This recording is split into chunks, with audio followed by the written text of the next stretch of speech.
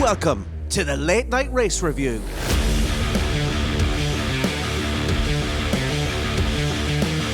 So are we cool with Lando just barging out of the way, or what's the go there? So we're looking at it. Let me get back to you. No further action from the stewards. As a team, we can see Lando has to avoid Verstappen, so we won't take any action during the race. We can review further afterwards. Mate, that's not fair. I'm sorry, that's not fair. Oscar, we'll have the opportunity to review together afterwards. Focus on this race, mate. We can still have a good result here. Yeah, but if he has to avoid another car by crashing into his teammate, then that's a pretty job of avoiding. What a mate, first P3. We chip away at him. And we are the World Constructors Championships. We did. We won 2 years running. What a mate. Oh shit, I'm pretty tired, man. I didn't drink, I couldn't. I feel so bad. But who cares? We all won. Don't forget to support the podcast by hitting those like, follow and subscribe buttons.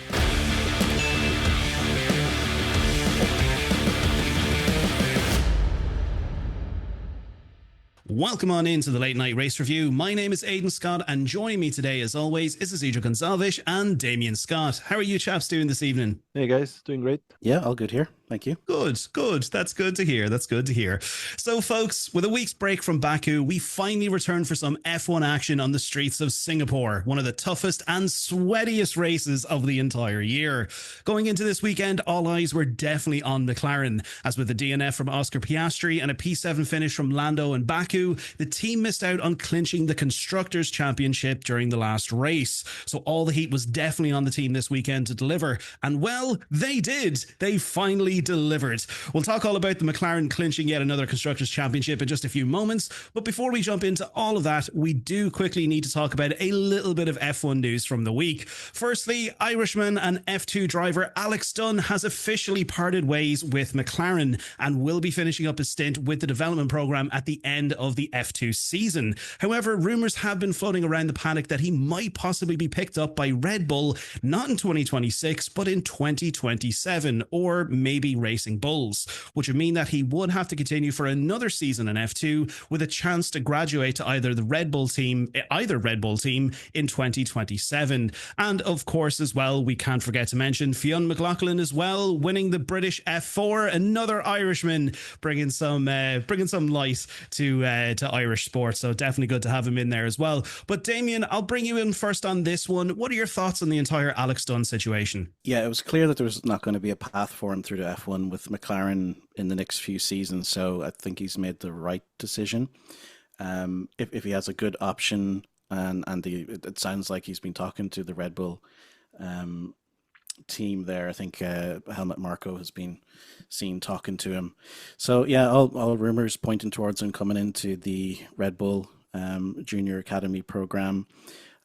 Sounds like next year he'll probably be in F2 with I think it's Campos Racing is the Red Bull team in F2. So sounds like he might be there next year with a view to bringing him in 2027, possibly to Racing Bulls. So I think that's a smart move by him. Obviously, I don't think Lando or Oscar is going to be moving in the next probably 3 seasons, maybe. So yeah, for his career, I think that's a smart choice. It was obviously wasn't going to get into that team. And I think he's departing on good terms with McLaren as well. So you never know in the future, he may pop back that way. So yeah, it'd be interesting to see what happens. I don't think he'll get in for 2026, but yeah, 2027 is a good option. I think there's probably that guy, is it Lindblad is in front of him. Yeah, I think so. Yeah, he'll be pushing through to Racing Bulls next season probably. So yeah, I think maybe the season after we have a good chance there to see some Irish drivers back in F1. And yeah, of course, Fionn McLaughlin as well. He's in the Red Bull driver program as well, doing well there, as you said, in the British F4, claiming the championship. So who knows? Maybe in the next couple of years we'll have two Red Bull drivers from Ireland and with we'll see the tricolour again on the podium. Who knows? That's it. The Irish are taking over Formula One and taking over motorsport. You won't get away from us that easily. No, I'm only joking. No, it's good to have some Irish themes in there. Definitely, regardless of whatever sport it is, it's always good to see somebody from Ireland doing well in their particular sport. But no, definitely, I agree with you on that one, especially when it comes to Alex Dunn. Obviously, the situation with Lando and Oscar, that's not going to change anytime soon unless something groundbreaking happens or something that shakes up the entire team. Then obviously there's possibilities there, not only for Alex but for other people as well. But no, I have to agree. Like I think it's definitely a good choice. Now, I know I did mention that it was Alex Dunn who parted ways with McLaren. I think realistically it was probably a mutual thing. They probably said, look, you're more than likely going to be here for another couple of years doing the same thing.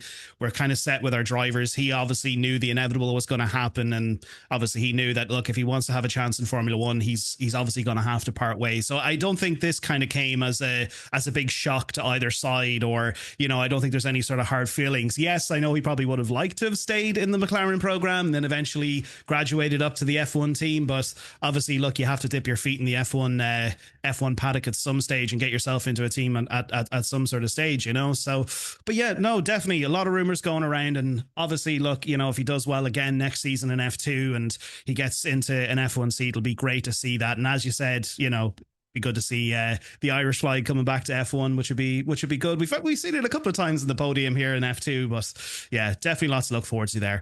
But anyway, next, it looks like speculation and rumors might be getting a little bit stronger regarding Isaac Hadjar, as apparently there has been discussions about him replacing Yuki Tsunoda in 2026. God help you, Isaac. You had a great career. And then finally, sticking with the Red Bull theme, Christian Horner has been in the news again, as apparently the ex-Red Bull team principal has been having talks with multiple teams for a potential 2026 return.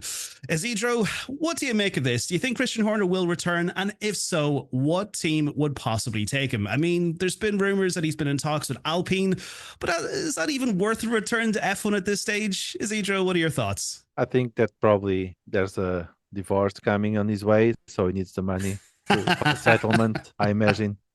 No, but I mean, he's one of the most team principals, one of the most experienced team principals. So he has, despite his issues and personal things that led to his getting fired, basically, I think he has a lot of technical knowledge. He knows a lot about Formula One, and I think Alpine, not the best move, but I could see Aston Martin getting a decent guy, and maybe we all wonder why Aston Martin. Yeah, and I think with Nui there, I'm not sure what would happen if they could bring Max as well. Jesus, that's Red Bull 2.0. Yeah, he needs that Nui fix.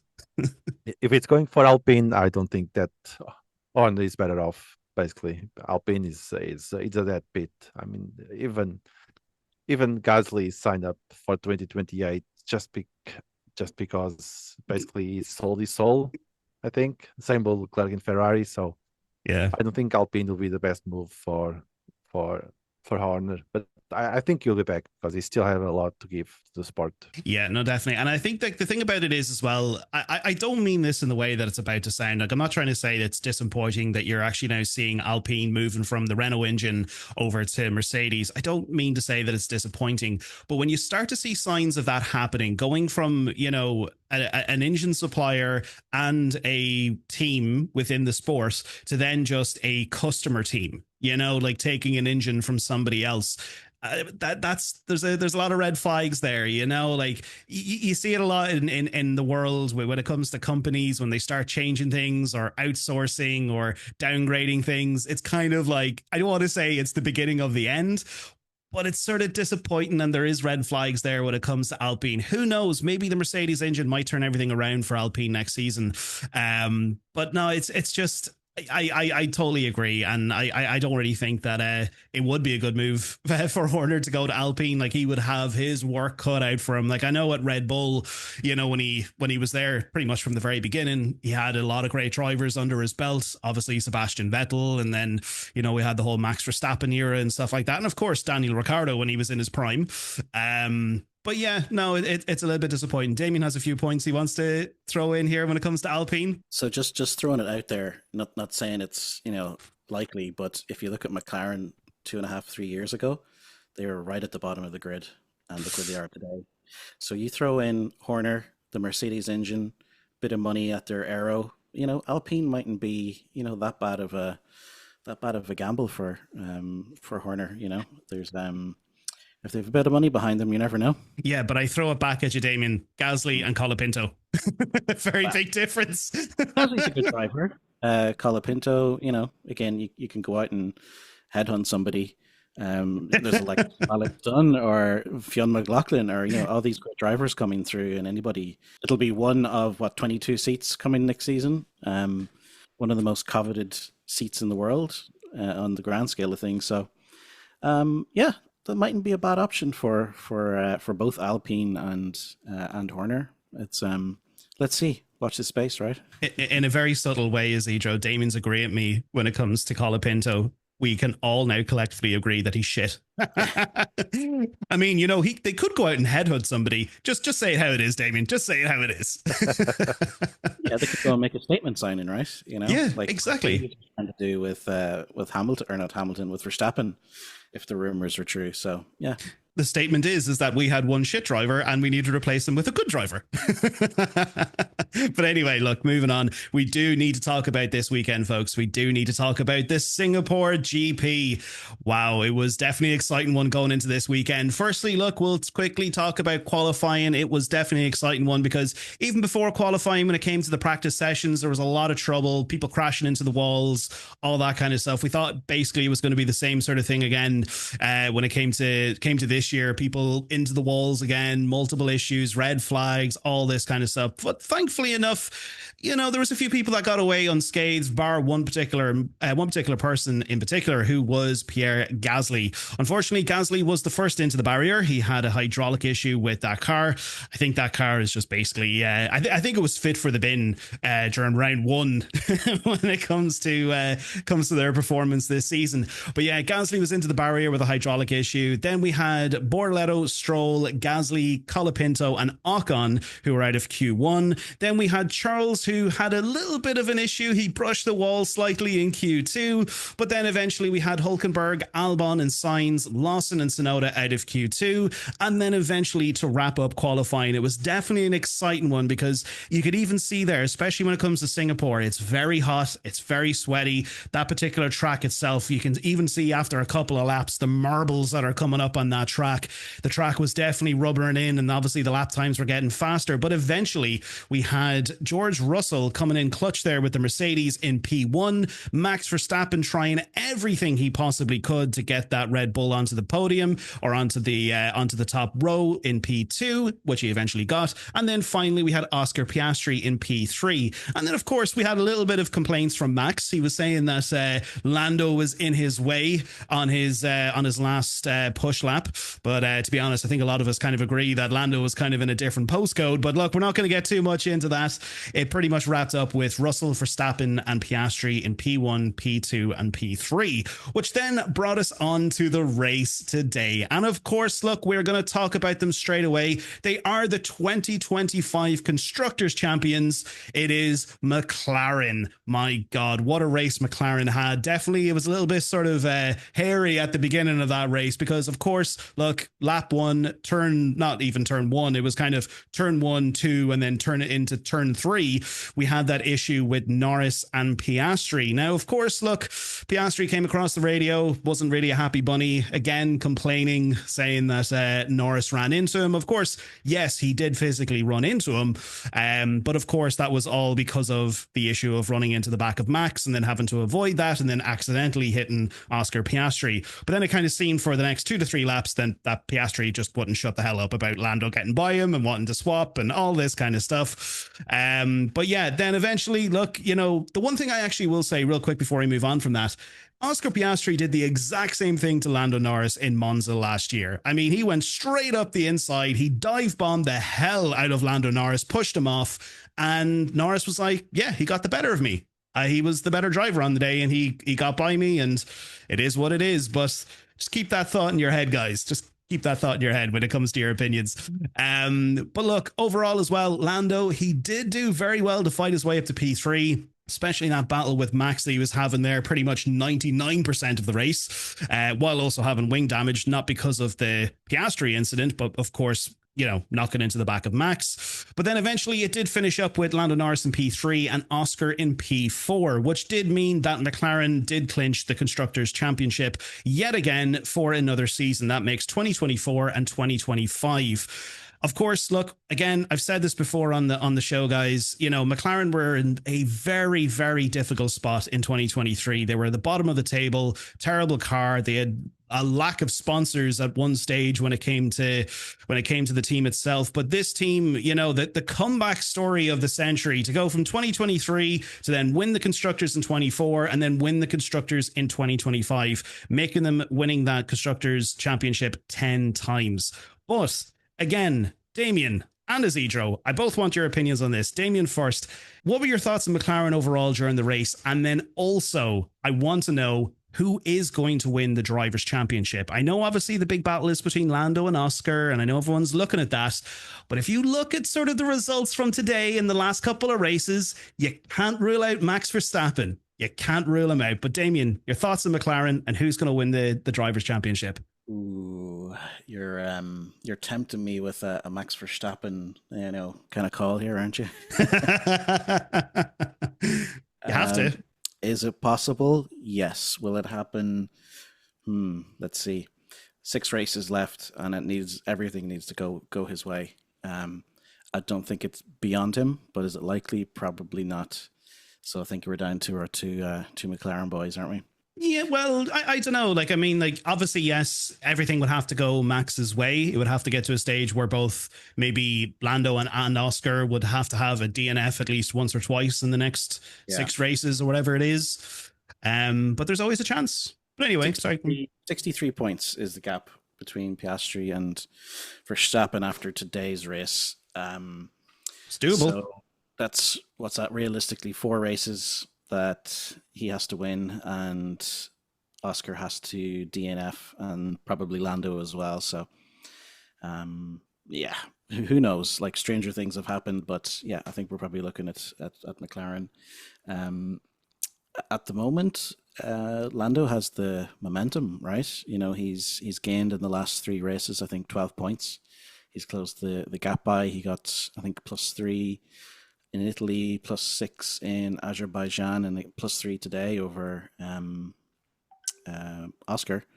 So yeah, I think Lando has the momentum, but obviously Piastri, he's got the lead at the moment. He's number 1. I think he needs to get his head straight. He's having a little bit of a wobble in the past few races. I think this is the first time this season that he hasn't been on the podium in 2 races back to back. So that's a sign of either the pressure getting to him, or Lando's putting on the right amount of pressure, and he's starting to get his act together. I think they're going to have to treat, or Oscar is going to have to pull himself together and treat the next 6 races kind of like a mini season, start afresh, and just go for it. If he doesn't, I don't know. I think Lando's kind of looking a little bit stronger at the moment. Isidro, what do you think? I think that we are about to see a different Oscar that we've seen so far, because today Piastri just realized that Papaya Rules are not for him, apparently. Despite what Norris did, which was legit, the fact that McLaren would say no, would say, oh, we'll look into it, that's just garbage. He knew quite well what they meant. So I think going forward, Oscar doesn't care. Switching positions, bad pits, doesn't matter. I think he'll just realize that he must be himself now. So I see Oscar champion, and McLaren got the title today. They could have earned earlier if they didn't screw up so much. But yeah, deserve that McLaren finally got the title. Not a big surprise, I have to say. Everyone was expecting this to happen sooner or later. But nevertheless, well done for them. But then real quick, right, I know obviously this has all come about now because of this turn 2 and turn 3 incident, right? But again, both of you throw your mind back to Silverstone this year. We had the whole Oscar Piastri issue under the safety car. He completely balls that up. He gave himself a penalty because of that situation. And then he was over the radio complaining, and he was like, oh, well, you know, now that I've gained that 5 seconds back, can we now swap the places back? And there was just a lot of complaining. And even like during that whole win, like we had Nico Hulkenberg on the podium, we had Lando Norris winning the British GP, his home race. You know, we were all kind of, you know, waiting for that big celebration. And I just kind of felt like Piastri was bringing down the mood in a big way. You know, it's just even in the interviews after the race of Silverstone, he was just nonstop complaining the entire time. But then again, today, obviously, look, he even said so himself. He was like, look, this wasn't an intentional thing, or it didn't seem intentional. But obviously, you know, when you're in the car in the heat of the moment and you're in an F1 car, obviously you're not thinking that way. Anything can happen and you can think anything. But like, just kind of on that point, Isidro, that, you know, Piastri is possibly just going to now say, well, do you know what? Feck Papaya Rules. I'm just going to do whatever the hell I want. But then again, as I said a little bit earlier, throw your mind back to Monza in 2024. You know, it was very much a case that he lunged on Lando. Lando didn't complain whatsoever. He was like, yeah, look, my teammate got the better of me. It is what it is. And then even throw your minds back even further to Hungary of 2024, when we had that whole situation. Lando, who was in a battle with Max Verstappen for the Drivers' Championship, McLaren coming across the radio and saying, Lando, hold back, let Oscar pass. You know, even though Lando was a couple of laps already in the lead ahead of him. Yes, I know Oscar had the lead at the beginning, but, you know, Lando has shown that he has been there time and time again. Like, and I know obviously there's a lot of people out there who are probably not Lando Norris fans. We've seen a lot of them who are just big Lando Norris haters. They just hate him, hate his guts or whatever. And then, of course, there's a lot of people who love Oscar Piastri. I'm in the basket of, I love both drivers. I think one of them is a money hole and the other is, yes, he slips up from time to time, but every driver makes mistakes. Even Max Verstappen makes mistakes, for God's sake. But like, you can just see the difference here between these two drivers. Lando Norris just gets on with it. He just goes, yeah, look, it was me. I made the mistake. Let's just get on with this race. But Oscar Piastri is just sitting there, excuse my French, but just bitching and moaning because he didn't get his way or it didn't go his way. You know, like that's the difference that I'm kind of seeing here. Like, do you tend to agree with me on this one? Damien, what do you think? Like, even with the first incident on lap 1, like who, like what's your take on that?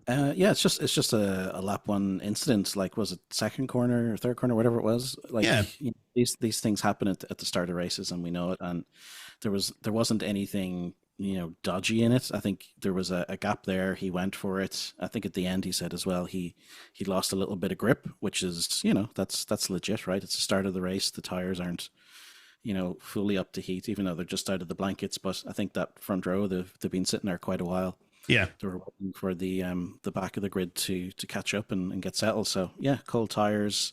First couple of corners, he lost a bit of grip, and he said he had to correct the steering, and that was the bump into Oscar.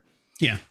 So yeah, I think it's fair enough, and you just move on with it, and I think that's pretty much what Zach Brown said at the end, as well. It was like, yeah, racing incident, first couple of corners, you know, unless it's, you know, blatantly obvious, then you just get on with it.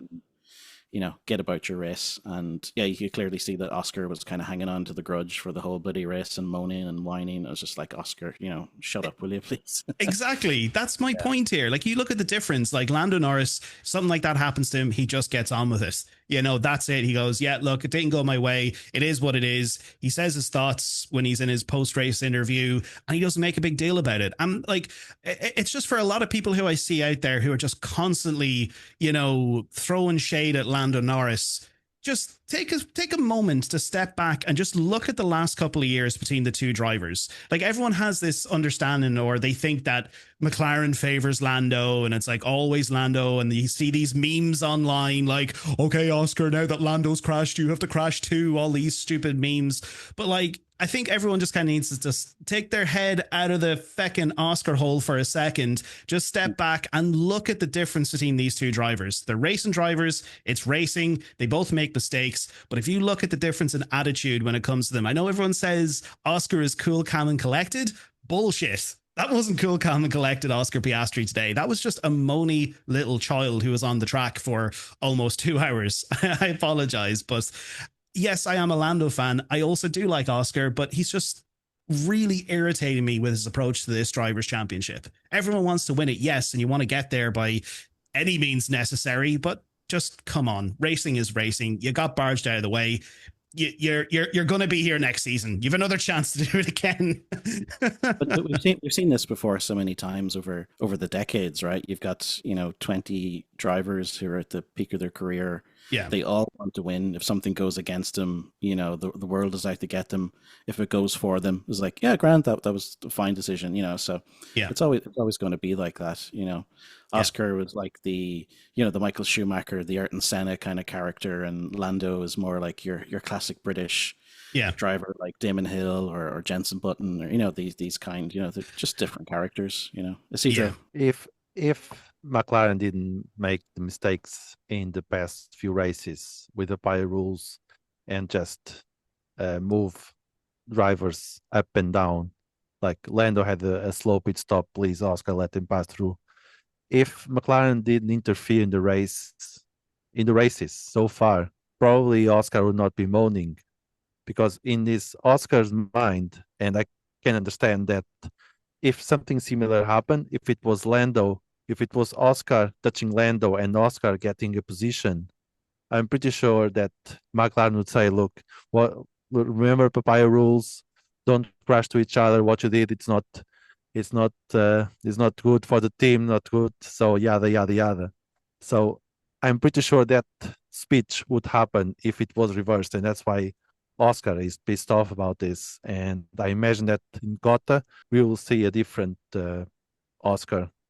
Yeah, and also it was good to see that Lando finally getting his elbows out and fighting for the championship. That's why what he did today without interference of McLaren. So I'll say that now that championship is safe for McLaren, we're going to see Oscar and Lando literally fighting for the title. Yeah, and that's what we want. We don't want to be sitting there bored just watching orders being carried out like this is how we're going to win the constructors. We do want to see close racing. We do want to see battles. So now from Coda onwards till the end of the season, it is just going to be intense. And I really, really do hope it goes up to the very last race of the season. I hope it's not a case of that next race Lando ends up, having a repeat of Zandvoort, the engine blows, or he ends up DNFing. Like I would love to see this just go ever so close to the very end. Like, come on, we want a repeat of 2021. We won't talk about that, but we want a repeat of that. We want to bring that down to the very, very last race. And then can you imagine again Max Verstappen being an actual contender in that? Both McLarens DNFing in the last race, and then Max comes in and swoops in and takes the Drivers' Championship. Oh, you can't make that shit up. That would be epic. But look, sticking with Red Bull though, because again, look, we could talk about McLaren all day here, folks. Look, congratulations to the team. It was great to see them win it again. Yet another season, winning the Constructors Championship 2 years in a row, making that 10 so far for the McLaren team. I think, to be honest, we've all talked about our favorite teams here on the show before. McLaren are up there. They'd probably be my second team to Ferrari. And, if I always say that if Ferrari don't do it, I'd love to see McLaren do it. And then after that, the other teams. But look, it's great to see that McLaren did win it again. But sticking with Red Bull, Isidro, I'm going to bring you in on this one because we do need to talk about Red Bull. Max definitely didn't have the easiest of races today. Like, obviously, last month, even Crofty came across and he was talking about this. Obviously, September was a great month for Max. He had a lot of great wins. He was on a really, really good sort of trajectory with his performance, even taking part in the 4-hour race in the Nordschleife, getting his GT3 license. Great to see that guy just eats, sleeps and breathes racing. And I really do hope I see him racing in Le Mans someday in the WEC. But look, that's a different story for a different day. But today and for the Singapore weekend, definitely not the easiest of races to kick off the October stint, because obviously he was having issues with a little bit of his downshifts on the car. He was having issues with engine braking. He was having issues with the tires. There was non-stop issues, but that guy managed to fight off from pretty much what we've seen so far of this season, the fastest car on the grid for 99% of that race. That guy is an animal. I know Fernando Alonso got driver of the day in the Salesforce thing, but I'm giving that, like, even my driver of the day today, I'm giving that to Max. That was an incredible drive to fend off from Lando Norris. That guy, and on top of that, trying to race in the Singapore GP, that's another thing in itself. But yeah, definitely having a lot of issues, then eventually finishing in P2. But then also as well, we had Yuki Tsunoda. Not really much from Yuki. Had a few little sort of battles back and forward there at the back of the grid. I think Bortoleto at one stage, or maybe Gasly or something like that. But he eventually did finish up in P12. Isidro, what is your opinion on Red Bull today? It was a mix of emotions that they were having Max fighting for a podium and defending, like you're saying, McLaren, which is the rocket ship of this F1 2025. And at the same time, Tsunoda was just fighting his own league, basically, in the midfield, considering that track isn't easy for McLaren. Even a McLaren RB19 couldn't win in Singapore. So considering everything, and Tsunoda not crashing, finishing a solid P12, not points, but considering everything that was going on, I think he did a good race. And he knows that most likely his tenure with Red Bull is ending in Abu Dhabi, and he does have that in mind. So I'm sure he's trying to showcase his skills to someone else, but I think he did a solid race considering everything. Yeah, he's just seeing Isaac Hajar coming up in his mirrors there ever so closely. But as I said at the start of the episode, folks, God help Isaac Hajar. He had a great career. That's all I'll say. If he ends up going into that second seat. So much work to be demoted. Oh, I know. I mean, that guy has put in the work. Why the hell would you punish this guy? He did so well. But Isidro, really quick, do you think Max has a chance of winning the Drivers' Championship? No. Oh, that's tough. That's tough. Red Bull, they need to adapt the car to every single race just to have the car to behave to a bare minimum, and then have Max to do the rest of the magic. And I don't see Red Bull doing that every single sprint race, every single race, having the car in a ready state for each track. Do you know what, Isidro? I'm going to clip that part of the episode, and when we come back in here in December for Abu Dhabi, and Max is sitting there maybe like second or third, or it's all tied and he ends up winning it, I'm just going to be like, time to eat your words, Isidro. I'm not jumping into Max Verstappen train. I wish I could, but no. do Max Verstappen. But anyway, look, moving on from Red Bull, obviously, yeah, look, they had a bit of a difficult race anyway, but you know, I have to say it again, great to see Max defending like the way he did there. That was an incredible race that he put together there. But moving on to the stars of the show, well, somewhat stars of the show. I know obviously the main stars of the show were McLaren, and everyone's talking about McLaren win the constructors, but we do need to talk about Mercedes, because we haven't really given them a lot of love here on the show this season. I know there's been maybe one or two episodes where, yeah, Russell has got the win or Antonelli has done well, but today in Singapore, George Russell claiming that P1 victory in Singapore. I mean, even when you look at his last race in Baku, the guy was absolutely loaded with a cold or a flu or whatever it was. And then to go from that kind of climate and then to go over to Singapore and do this kind of race, I mean, just taking a step back here, it really just goes to show what these guys are capable of doing, you know, like the actual, you know, the level of fitness that these guys need to be at to be able to do this, you know, and then going on top of that as well, doing the Singapore GP and then winning it, absolutely incredible. It really was. But obviously, look, George, you know, he had a very comfortable start to the race, probably around about maybe lap 11 or 12 eventually, when he found out that Max was having issues with the car, you know, with the engine braking, and he was having issues with his downshifts and stuff like that. Russell, you know, he kind of just went off into the distance a little bit, maybe 5 or 6 seconds, and then he was kind of extending that lead up to 7 or 8 seconds.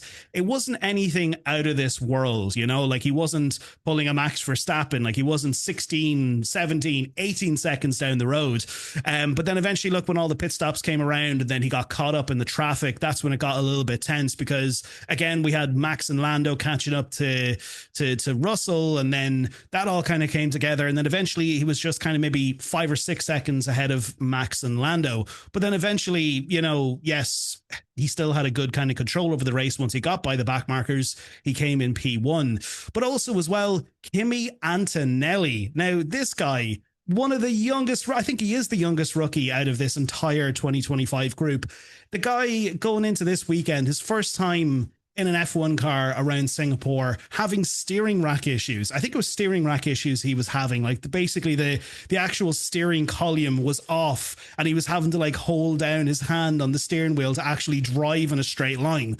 But to be able to do that and then fight off against the likes of both Lewis Hamilton and Charles Leclerc and then finish P5. What an incredible race Mercedes had this weekend. Damien, what are your thoughts on Mercedes? Yeah, I think you kind of covered it well there. Russell was, never really looked like he was being pushed too much by Max. Yeah, like obviously Max had those issues throughout the race, either with the downshift, and I think he was complaining about his rear end, and there was brake balance issues. So, they didn't really have a consistent setup to really push George today. But yeah, he took off.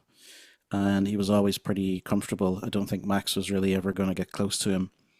I think if Lando could have got past Max, maybe then Russell might have been under a bit of pressure. But yeah, Lando just couldn't get that P2.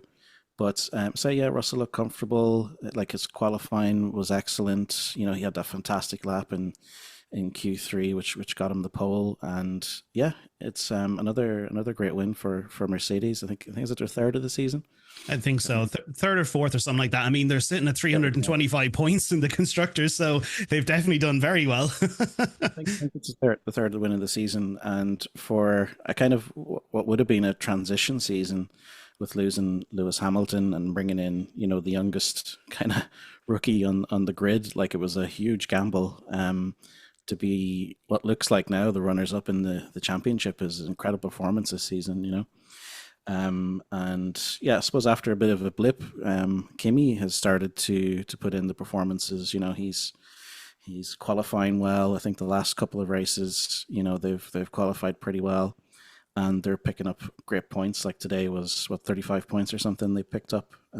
So yeah, unless Max and Red Bull do something, you know, crazy, I think Mercedes have the second place kind of all wrapped up for this season. I don't think Yuki's really going to help him too much on the points front for a constructor's second place finish. But well, all things considered, it's a fantastic season for Mercedes, and I think that's two back-to-back top P5s for Kimi this season, first time. So again, he's starting to get the consistency after that kind of blip he had. Again, I think that was down to the rear suspension issue, which also affected George, and they reverted that, I think, back in Monza, was it? 2 or 3 races ago anyway.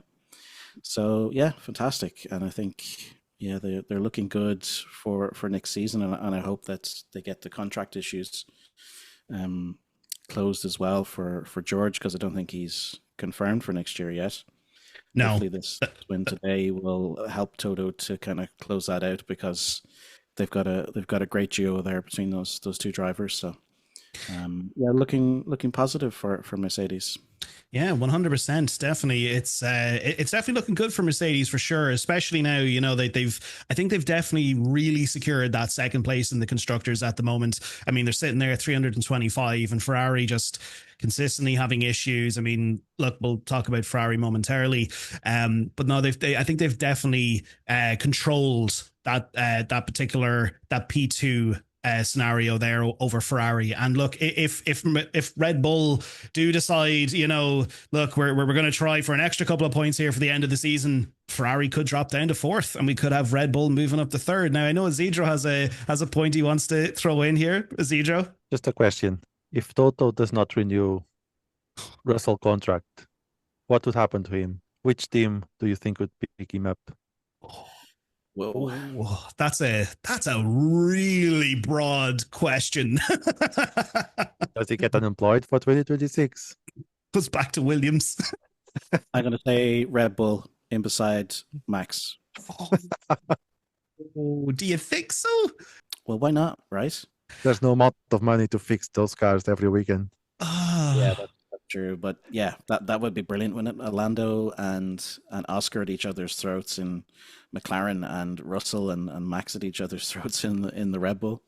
I don't see him dropping down the grid below a Mercedes seat, to be honest. Or something comparable would be. If Daddy Stroll decides to get his finger out and get rid of his son, Alonso and Russell. Imagine that. Not bad. Yeah, I suppose that could work. If that car is decent next year, that might be a good option. Adrian Newey, George Russell, Fernando Alonso. That could be the dominant force of 2026. But Honda might have a say in who gets a seat in there if there's a change as well. So that could be a factor. That's true. Yeah, Toto would be crazy not to close out George for at least next year anyway. That is fair. Yeah, that is very true. Now, when you throw that Honda scenario in there, I wonder if Honda are going to try and push or just try and throw that little sort of scenario out there to Papa Stroll. Just be like, here, look, we want to try and get, a Honda driver in here. We like Alonso. So look, read the room. Yeah, you heard it here first. Yuki to Aston Martin. That's it. Yeah. That's it. We're putting up a short straight after this episode. We are throwing up that clickbait. I'm just kidding. But look, we could talk about the whole Mercedes situation and George Russell for ages because there's so much going on there. But look, we'll leave that to a different episode. We'll definitely do an episode where we talk about all the rumors and speculation and swaps and all that kind of stuff. We'll do that eventually. But look, we do need to move on because we do need to talk about Ferrari because, look, we have brought them up here a few times already. Now, Ferrari definitely didn't have the best of races today. Not only were they facing issues just with race pace, but Lewis Hamilton's brakes just decided to absolutely explode into an oblivion. I know someone did come across on the commentary. I don't know if it was Crofty or if it was Martin Brundle. I can't remember exactly who said it now, but I think a lot of drivers or a lot of teams have actually faced this at Singapore where the actual brake discs wear away a lot quicker. So I think that's what was one of the issues because of the intense heat. The brake discs were actually catching fire. But yeah, look, Hamilton at the very start, he did have a good race. He had some good race pace. To be honest, out of all of the weekends so far, like he was really dialed in, and especially considering the week that he did have. Obviously, look, if a lot of people haven't heard the news, but I'm sure, look, it's been on everyone's social media or they've seen it on some sort of social media platform at this stage, if they've heard the news, and that his dog Roscoe passed away, which is always sad to hear when a family pet or a pet that you love passes away. But basically under that whole scenario and that whole condition, he definitely he did try his best, but as I said, eventually, look, he had brake disc issues. He slipped back from that battle with Kimi Antonelli, and then eventually he got a 5-second penalty because he kept on going off of the track there. That wasn't because of his own mistakes. That was literally because he just couldn't slow the car down. But then eventually, yes, across the line, he finished in P7, but he did finish in P8. But then also as well, Charles, he was kind of coming across the radio a few times saying that he was having a bit of difficulty with understeer. He was having those kind of issues. And then also he was trying to catch Oscar and also trying to fend off Kimi Antonelli. But then eventually he did finish in P6. For both drivers, it was P6 and P8. Isidro, what are your thoughts on Ferrari this weekend? I would like to start with I read somewhere that in the past 20 years, Max Verstappen had more wins in F1 that Ferrari team had. So let's start with that. I was surprised that Hamilton, considering the week that he had, he still had some in his mind to do a decent race, considering the track that it was, considering the way that Ferrari is in 2025. I think that overall he did okay. I mean, a lot of issues. And to be fair, I think Ferrari is already looking at 2026. They by the way that the championship is already decided today, actually, by McLaren. And I don't think it matters for Ferrari if they finish P2 or P3 or probably P4 at this stage. But I think both Hamilton and Leclerc did the best they could in the track that no one likes, the heat, the brakes, everything. And I think they just want to leave Singapore as soon as possible, go to Qatar, and I think Hamilton in Qatar it'll be different, especially because it'll be 3 weeks after Roscoe, so he has 2 weeks now to clear his mind and just prepare himself for Qatar. Definitely, it was definitely a weekend to forget for Ferrari, and usually, you know, Ferrari they're typically good around street tracks. Like that's when the Ferrari car tends to shine, but definitely not this weekend. But hopefully, look, you know, Ferrari they have had good luck at Coda. I mean, look at last year, Charles Leclerc, I believe he came P1. I think it was he was P1 in Coda last year. You know, and also I think Sainz was on the podium last year as well with Charles. So you know, Coda it can be good to Ferrari. So we'll see. And again, yeah, no, definitely. Hopefully, Hamilton comes back a little bit more re-energized and a little bit more focused going into Coda. But moving on, we do need to talk about Aston Martin real quickly. Now, obviously, look, there's not really a lot to talk about when it comes to Aston Martin. I think it was just one particular person we do need to mention, and that is Fernando Alonso. He had an incredible race up to a particular point. He had great race pace. He was doing very well. He was in some really good battles there. But then obviously a botched pit stop definitely messed up his contention to even try and get back into the top 10. But don't worry, he did.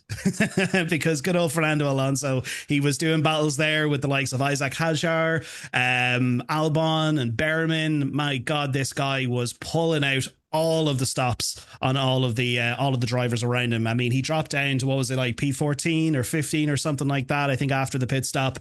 I mean, he was definitely having a bad race after that point. But then eventually he came back. He came right up the grid there. I think he was like 30 odd seconds behind Hamilton before the whole brake issue happened. But then eventually, because of the brake issues with Hamilton, he managed to catch up with him. He was about 900ths of a second behind Hamilton when he crossed the line. But then, of course, the 5-second penalty for Hamilton dropped him down to P8. So that meant Fernando Alonso claimed P7. What an incredible race by that guy. And everything seemed to be going against him this weekend. But then also as well, I can't believe I'm mentioning this guy's name. Jesus, I mean, I'm going to have to like wash my mouth out with bleach after I say this guy.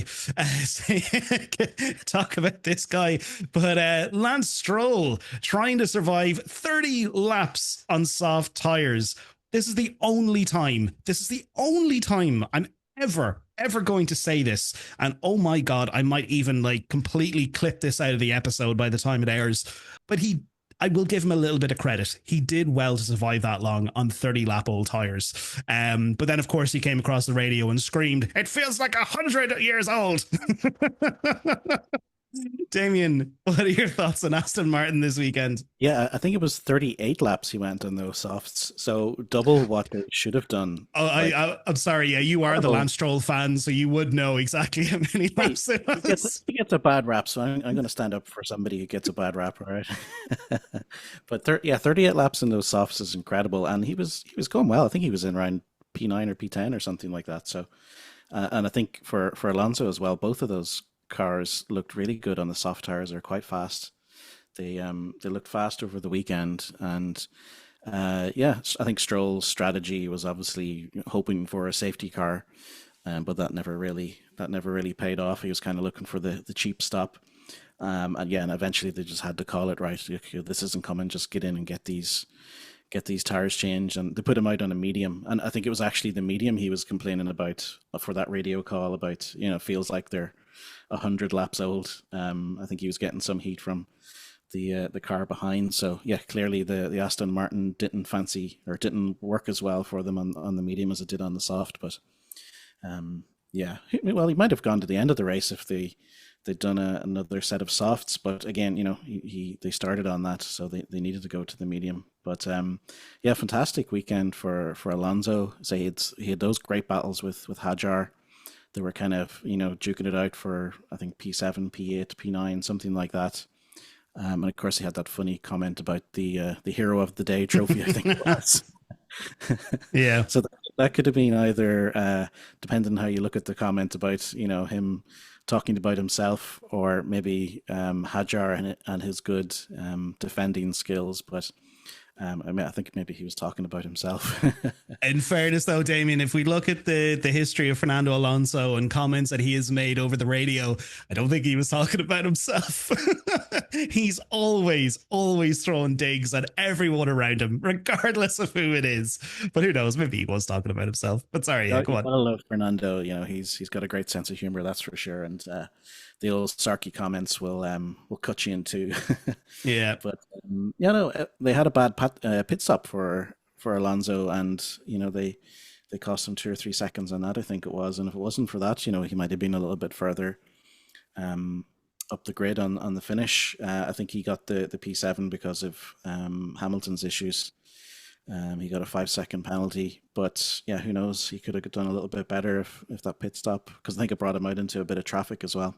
Yeah, that's 7 of the last 10 races now he scored points, so he's starting to, you know, to push up the points standings there, and I think it might be the first time of the season that he's actually now has more points than Stroll. So, you know, you got to hand it to Stroll for bringing in the points this season as well. You know, I think they're pretty level, if I'm not mistaken. I'm just checking that here now. You're correct. Fernando Alonso is on 36 and Stroll is on 32. Things have balanced out. He's passed him this season, you know. So again, give it a little bit of kudos to Stroll there and his funny comments about his tires today. Sorry, I'm just wiping my tongue after talking about Lance Stroll. Yeah. Well, I suppose best of the rest today for Alonso. And the season, you know, they're fighting in the middle there with Racing Bulls, really. I think Williams has the best of the rest, sewing up for this season. They're a good 30 points ahead, I think. But yeah, a little battle between Racing Bulls and Aston Martin there for a bit of pride, I think. So yeah, interesting to see how that goes. Because they've got at least three out of those 4 drivers are kind of going well this season, you know. Definitely. And good old Alonso, you must leave the space, Fernando Alonso. Always leave the space. But look, lastly, because we do need to wrap this up, I just want to mention real quick, Ollie Behrman from Haas started in P9, fought off everybody around him, and he held P9. So kudos to Ollie Behrman. I just wanted to quickly mention him there. But the last point before we do wrap up the top 10, folks, let us quickly talk about, and I want your opinions, guys, real quick, very, very, very quick on this one. Out of all of the rookies in the 2025 season so far, the class of 2025, who is the most outstanding rookie? Not every single one of them, just who do you think is the most outstanding rookie of 2025? Isidro, you real quick, who do you think? Bortoleto. He's driving a Sauber and he's doing great and taking points. Couldn't agree more. Damien, who's your most outstanding rookie so far? Well, yeah, you've got different drivers in very different machinery and different levels of capability in that machinery. So you kind of have to weigh that in. If you're just purely looking at points, it has to be Antonelli, right? He's on 88, but he's driving a very good car. And Isaac Hadjar is on 39 points, so about half the points, and he's in a Racing Bull, which obviously is not as good as the Mercedes. So I think it's very tight between those two. I think just for the grit that Hadjar has, the kind of, you know, he looks like he's a, you know, like a young Michael Schumacher kind of driver. You know, he has that steel. I think I would maybe at this point in time just tip it to Hadjar maybe, but yeah, Antonelli has obviously got the most points this season of all of them. But yeah, I think Hadjar maybe just tips it at the moment. So Antonelli. So in a long roundabout way, Antonelli. No, I think Hadjar. I think you do have to take into account obviously the and, you know, if you put anybody in that Mercedes, they're going to have a decent season, right? It's a very good car. So Yeah. if you put Hadjar in there, would he score more points than Antonelli? Maybe, so I think I'll go for Hadjar for now. Cool. I like it. Well, look, folks, that was the Singapore GP. We do need to wrap up the top 10, though. So in our top 10 finishers, we had George Russell in P1, Max Verstappen in P2, Lando Norris in P3, Piastri in P4, Kimi Antonelli coming in there in P5, Charles Leclerc in P6, good old Fernando, always you got to leave the space, Alonso in P7, Lewis Hamilton in P8, Ollie Behrman in P9, and wrapping up the top 10 is Carlos Sainz. Coming in there in P10, claiming a point for Williams. Good on you, Carlos Sainz. Didn't see you all race, and then he managed to come in P10. So there you go. That is the Singapore GP. And of course, look, once again, a massive, massive congratulations to the McLaren Formula One team for clinching that 2025 Constructors Championship trophy. They've put in the work, they got the results, and now it's all down to the Drivers' Championship. So it's definitely going to be an interesting couple of races to go until we wrap up the season. But anyway, moving on, we have our driver of the day, our dick of the day, and our loser of the day. Damien, who was your driver of the day, dick of the day, and your loser of the day? Well, you just talked about him there. Driver of the day, Carlos Sainz for me. The Williams boys got no mention this week in the podcast. Very upset about that. No, but seriously, yeah. Bottom of the grid. I think he had to start from the pit lane because of the disqualification, or it was back of the grid anyway. And he comes in 10th and gains a point. So, that's kind of Max Verstappen stuff there. So yeah, my driver of the day was Carlos Sainz. Loser of the day, Oscar. Moaning again, wouldn't shut up, didn't get on with it. And, it's the third consecutive race where Lando has gained points on him. So again, I think he's the loser of the day. And yeah, a double for dick of the day. Yeah, Oscar again, just moaning. Yeah. Shut up. Oh, double dick. Slowly but surely, I am convincing you and bringing you on to the Oscar hatred bandwagon. Again, look, I don't hate Oscar. I'm just getting very frustrated with how much of a moany hole he is. But yeah, no, I totally agree with that. Isidro, who is your DDL? So my loser of the day will be Achar. He was doing great, and then in a track with 40 rest zones, he had engine troubles that was costing 3 or 4 tenths per lap. That kind of sucked because he was doing great, and even though he finished 11, I'm pretty sure that without the issues, he was probably maybe on the 8th, 7th position. But yeah, for me, the engine make Achar the loser of the day for me. Dick of the day, that would be McLaren, because they should have been straight with Oscar saying, there's nothing here, just drive, rather than drag the issue saying, oh, we'll talk about this later. It's kind of, there's a problem, oh, we'll talk about it when you get home. Just say straight away. So, Dick of the day, McLaren, for not being straightforward. And winner of the day will be Max Verstappen, because fighting the car while defending from McLaren, that takes skills, and he deserved that today. I can probably safely assume that you don't subscribe to the Lando Norris newsletter. No, I don't. My God, Isidro. If we could ever tell which field that you're in, it's definitely the Oscar Piastri field. But look, at least you're honest. At least you're straight up about it. But yeah, no, I agree with you 100%. But yeah, look, folks, my driver of the day, I said at the very start of the episode here, Max Verstappen, I'm giving it to him. What an incredible race. His car was it was just working against him. 99% of that race, he was holding off both Lando and Oscar. Singapore GP, the guy is an absolute legend of a driver. So look, I'm giving it to Max. He drove an incredible race. My dick of the day, I'm giving it to Piastri. Who would have guessed? Zitro definitely not liking that, but no, I'm giving it to Piastri because again, he just showed that he is just a moany hole. I would like this guy if he wasn't such a moany hole. That's all. If he wasn't being a moany little bitch, then look, I would be all over that. I'd be a fan of his. But yeah, look, again, I do like Piastri, but it's just It just frustrates me sometimes. It really does. But finally, look, my loser of the day, I'm giving it to Lewis Hamilton because the guy was having a really good race. He was putting in some really good race pace, but then his brakes just decided to, pull a Ferrari, and the horse just bolted from the stable and ran. It's like, I don't even have my horse anymore. So I'm giving it to Hamilton. He had a very, very shit week on top of that as well. So, but yeah, hopefully he can turn it around for Coda. So look, we'll move on to our predictions game, because obviously the guys did send in their predictions for Singapore from last week. We had Dave who sent in his. He actually had, well, to be honest, I'm looking down through all these predictions. I don't think any of us had a great week when it came to these. But to kick it off with Dave, though, he had Verstappen in P1, Piastri in P2, and Norris in P3. So he did get 1 point out of that, which is good.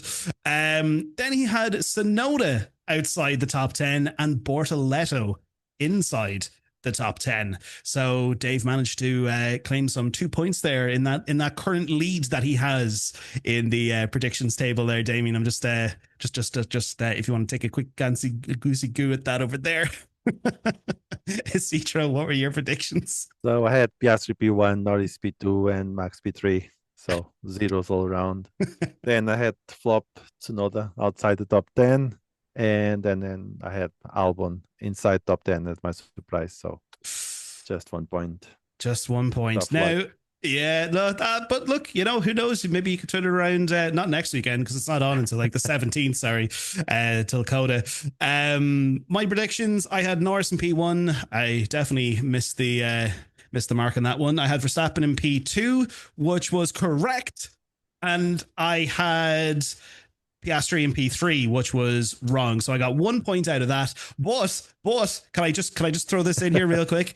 I had Lawson outside the top 10. And where did Liam Lawson came? Oh, he was P15, so that's 1 point for me. And then who also came inside the top 10? Oh, Fernando Alonso. That's what I predicted. 3 points, guys. Let's go. Nice. And Damien, need to check the timestamps on those in this Excel sheet here. See what's going on. This doesn't seem right. excuse me, you might be able to make up some points here. And if you're not careful, I might take away a couple of points. Oh, whoa. No, that's not good. Yeah, I had Lando P1, Max P2, so there's a point for Max there. I had Piastri P3, which is a 0. I had Yuki outside the top 10, which is a point. And I had Albon inside the top 10, which is 0. Went for the wrong Williams driver there, unfortunately. So yeah, 2 points overall. Woohoo! So I think that pretty much means that I win this week. Oh my God. I don't know how I can handle this pressure. Anything the FAI can do for us here, Isidro? Any violations here for Aiden's points we can think of? No, that was No, I think so. uber Very clean. straightforward. Yeah. Uber clean. Because if we look at flag, anything? No. No. Because if we look at the table here now, let's quickly take a look at the table here. We have Dave, who's now currently on 29 points. Damien, it looks like you're on 27 points, and literally just sniffing your rear end is me on 25 points. You got DRS. DRS is open for you, yeah. DRS is definitely enabled. And then lastly, it's Citro on 20 points. So yeah, it's definitely getting spicy as we get to the end of the season here. But anyway, 2 point gaps all around, and then what? Five for Isidro. Come on, Isidro. Yeah, come on, Isidro. You got to pick up the pace here, buddy. I need some clean races. That's it. Yeah. You do. But look, going on into Coda, we do need our predictions for those. So Isidro, what are your predictions for Coda? So I have Piastri P1, Norris P2, and Max P3. Whoa, going into the old Piastri basket there. Oh yeah, Papaya Rules are out of the window now. Yep. So That's it. and the flop, I have Berman outside top 10 and surprise Albon inside top 10. Nice. Yeah, I've kind of gone with something similar, but I've just switched the top two. I think this is, clearly showing who we're backing here, who we're fans of, because I have Norris in P1, Piastri in P2, and Verstappen in P3. And then I have Berman outside the top 10, and then Hadjar inside the top 10. Damien, what are your predictions? I have P1 Max Verstappen, I have P2 Lando Norris, and P3 I have George Russell. Good old Georgie boy. Going with big air, as Dave would say there. That's it. No Piastri. No Piastri. Mhm. And my flop will be Fernando Alonso outside the top 10. And my surprise would be Hadjar inside the top 10. He just missed out this week. Yeah, he did. To be honest, I'd say he will. Going off of my sort of track record of predictions here, in particular this week, I was very on the money here. So I tend to agree he probably will, Damien. He'll probably pick up a point there. Who knows? Maybe I just could be completely throwing you off there and, trying to trip you up as I pass you by into second place. But anyway, we'll see what happens in Coda. Not happening. Stay where you are, Lance Stroll. Oh my God, the biggest insult ever. I am completely clipping all of your audio out of this episode. Today's episode is just myself and Isidro. How are you doing this evening, Isidro? But look, chaps, thank you so much for taking time out of your afternoon to talk about the Singapore GP. It was great to talk about it, all of the news that's going around the paddock, and then of course, celebrating the triumphant celebration of McLaren winning the Constructors Championship. So thank you so much for taking time out of your day. Thank you. Yeah, good chat. Awesome. Well, look, folks, tell us your thoughts below in the comments. What was your opinions of the Singapore GP? Who do you think will win the Drivers' Championship? We want to know your thoughts. The whole Lando and Piastri situation. Do you think who was at fault there? Like, obviously, yes, Lando did bump into Piastri, but what is your whole opinion on the entire Oscar and Lando situation? Who will win that Drivers' Championship? And does Max Verstappen have a chance of winning that as well? Will he get his nose in the door there right up until the very last race of the season? Tell us all of your thoughts. And if you did enjoy today's episode, definitely make sure to click that like button. And of course, look, if you want to stay up to date with all of our videos and all of our episodes over here on Spotify and YouTube and all of that kind of stuff, definitely make sure you hit the follow and subscribe button. And again, thank you so much to all of the support here throughout the entire season so far. It's been great to talk about Formula One. Definitely show that love and show us some support there in the comments, and share it with all of your friends who likes motor racing and F1 and stuff like that. But look, until next time, folks, we'll be back on the 17th of October, I think it is, or the 17th to the 19th or 20th, whatever weekend that is, for the Circuit of the Americas. We're going to be getting our cowboy hats on. Are you chaps going to get your cowboy hats on for that weekend? Yeehaw. That's it. We're going stateside. We're going stateside over to Damien's neck of the woods.